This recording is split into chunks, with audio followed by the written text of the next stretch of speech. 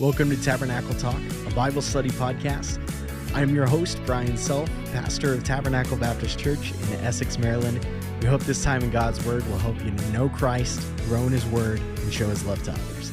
Let's dive right in. Hello, and welcome back to Tabernacle Talk. We are in Psalm 70 today. It's the start of a new week, and this is going to be honestly a really interesting week. I've been tossing around a couple of ideas on how we're going to finish out this particular week because we've got 3 more Psalms left in Book 2 of Psalms, and then we've got 2 more days left in the week, and then figuring out kind of where we're going from that spot. So if you have any ideas, please let me know. I might already, by the time you get back to me, have have had some ideas, but it'll definitely help out for the future. So Psalm 70 is a very brief psalm, and the inscription reads this: "For the choir director, a psalm of David, to bring remembrance." It says this: "God, hurry to rescue me. Yahweh, hurry to help me. Let those who seek to kill me be disgraced and confounded. Let those who wish me harm be turned back and humiliated. Let those who say, 'Ha ha, ha ha,' retreat because of their shame. Let all who seek you rejoice and be glad in you. Let those who love your salvation continually say, 'God is great. I am oppressed and needy. Hurry to me, God. You are my help and my deliverer. Yahweh, do not delay." Here, this is not necessarily one of those big psalms that really highlights just all of the great ways in which God will save and how He'll smash the head and how He will reign victorious over demons. For this one, this is just one of those moments in David's life where he's saying, "God, I don't currently see the rescue. Like I'm asking that you would do it. I'm asking that everyone following you will rejoice in your salvation and be able to talk about how great you are. But God, right now, that's not where I'm feeling. Right now, I am just in desperate need of help." So let's walk through some of these lines together, and then we might consult the one other psalm that has this same kind of title. Verse number 1, "God, hurry to rescue me. Yahweh, hurry to help me." Man, haven't you been in that situation before where you felt like, God, there is a time crunch on how you can help me? If you're going to rescue me, it needs to come within this time period. And man, I think even about the story of Lazarus, and when Jesus and His disciples, they had just gotten away from Jerusalem. Jesus had been maligned and attacked. They had wanted to kill Him there. They had picked up stones. Jesus is like, "Hey, for which one of my good works are you going to stone me?" And they say, "No, it's because you said that you're the Son of God, making yourself equal with God." So all of that had happened in Jerusalem. They had gotten away from Jerusalem, and Jesus's friends, Mary, Martha, and Lazarus, who lived in Bethany, which, if I remember correctly, is 5 to 8 miles outside of Jerusalem, so kind of near there. It would be something that you could do within a couple of hours. And they send word to Jesus that Lazarus is sick, and so sick that they want to consult the Messiah to help heal him. And Jesus receives this word, and He still tarries for 2 days where He is. He holds off on coming to them, and then He decides to go. And it turns out by the time that they get to Mary and Martha and Lazarus's house, that Lazarus has been dead for 4 days. And there's a old song by Karen Peck and New River that says, "When He's 4 days late, He's still right on time." And I'm thankful that even when it doesn't come on our timetable, that God is still faithful. That even when we think all hope is lost because God didn't work within the specific day or month or year that we wanted Him to, that he's still good to us. And just as Lazarus discovered, even 4 days in the tomb, Jesus is still raising him from the dead. That the limitations that we think God has, he has none of those. And so we might say, like, God, where were you when this happened or this happened or this happened? But the truth is, as long as we're breathing, there's still time for God to work. He might not have wanted you to be in that situation or in that house or in that relationship or with that job.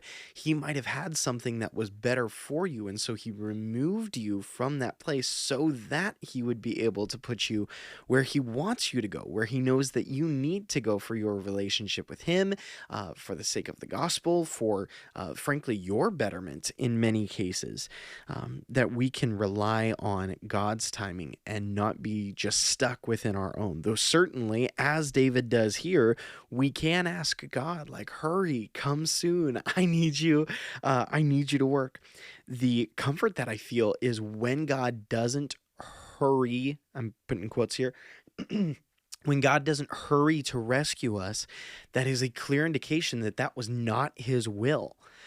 And we don't always love that because we think we know what's best for us. But God, who truly knows the end from the beginning, he knows when he doesn't answer a hurry request, it's because there is something greater in store. There's something that is more in line with his will.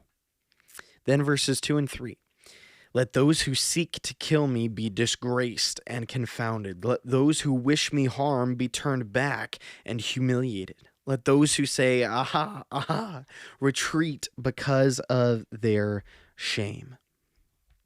Here, David's saying, these people are wishing evil against me. And God, I want you to disgrace them, that they would be ashamed, stupefied, that they ever tried to work against God's people. Certainly, I think here there's a spiritual aspect where Satan is confounded and disgraced and ashamed as he comes against the child of God and he tries to accuse us before the Father. And Jesus is there interceding on our behalf. And the Holy Spirit is confirming that we are a child of God. And what a wonderful, amazing truth that our greatest enemy, the enemy of our souls, he is disgraced and confounded and ashamed, humiliated, and turned back, turned to retreat because of what Jesus has done. And what gratitude that ought to spark in our heart. In the words of, was it Isaac Watts or Charles Wesley? No condemnation now I dread.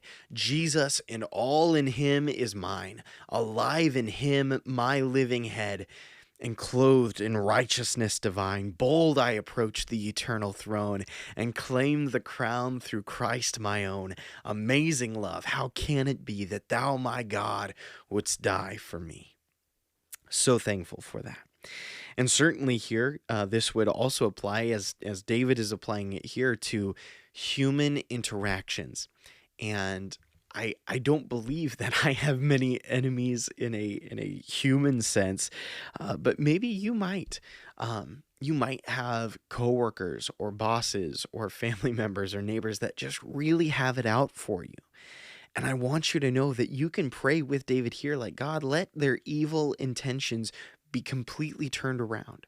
I think of Joseph and his brothers, where they threw him into a pit. They took his multicolored coat that their dad had given him.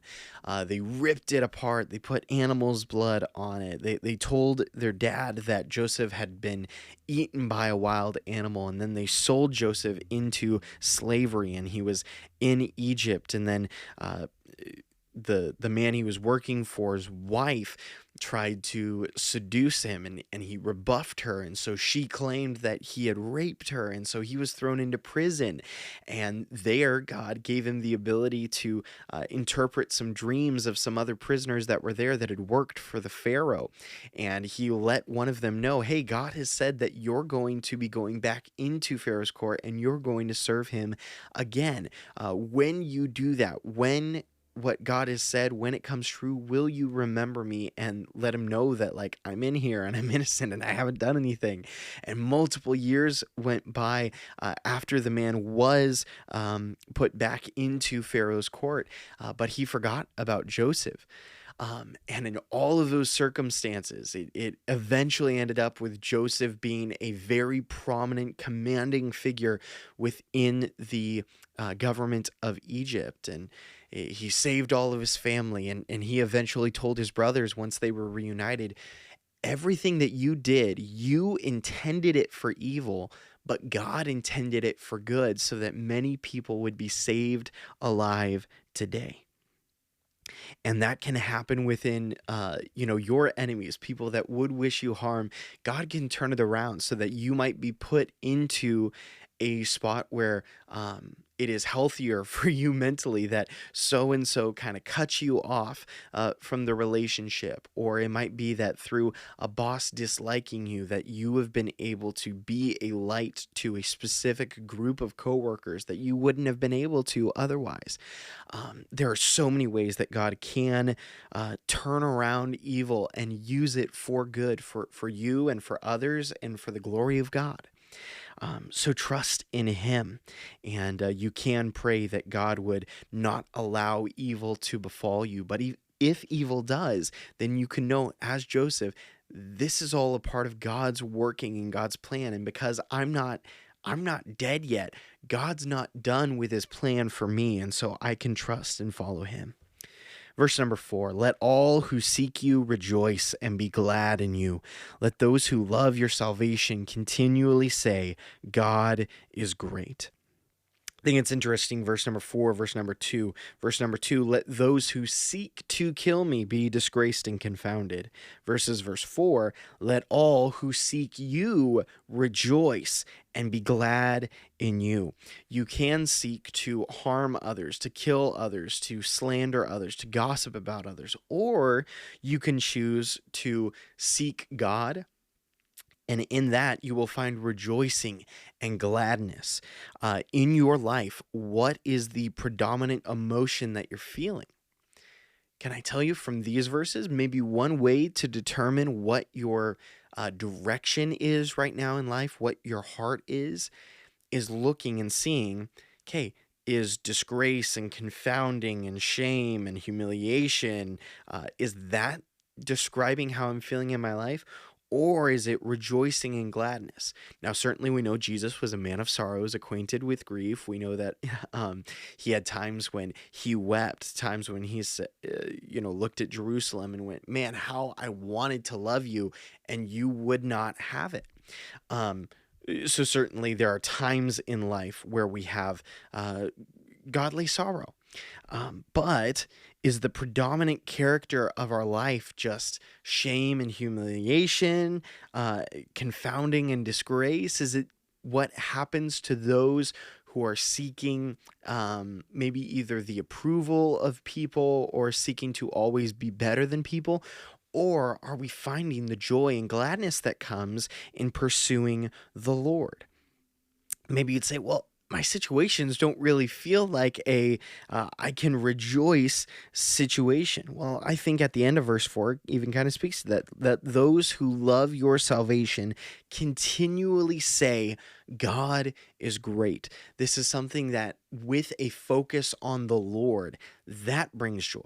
Not a focus on our circumstances. It doesn't say, let all those who seek good times rejoice and be glad.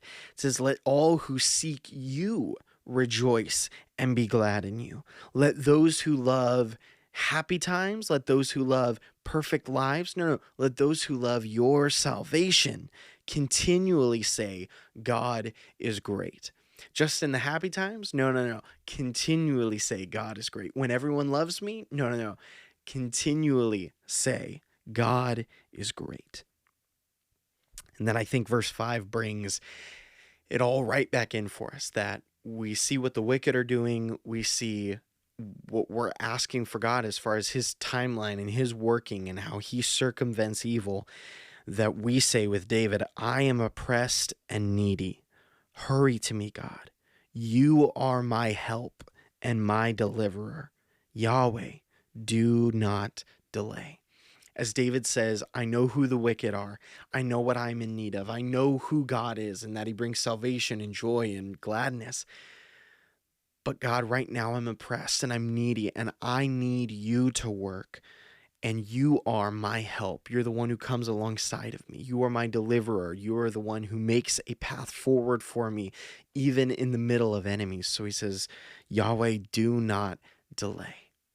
Today, maybe you're in a spot where you're feeling the rejoicing and being glad. Maybe today you're in a spot where you are oppressed and needy and you need a help and a deliverer. God is that one. Don't turn to primarily other people to restore you, to bless you. Like, turn to God, turn to the one who loves you most, who can do most for you, the one who can restore not just your circumstances, but your heart, your soul. That where it most truly counts, you can turn to him and find help and deliverance. Today, what describes you? What is your reaction to trouble? How do you interact with other people? Are you focusing on circumstances, focusing on others, focusing on the Lord? Wherever you find yourself today, know that God is the answer for everything that you encounter and everything that you face. Hope that would be an encouragement to you today. Tomorrow, we're going to be looking at Psalm 71. I know it's going to be a good time together. Thanks for tuning in. See you next time.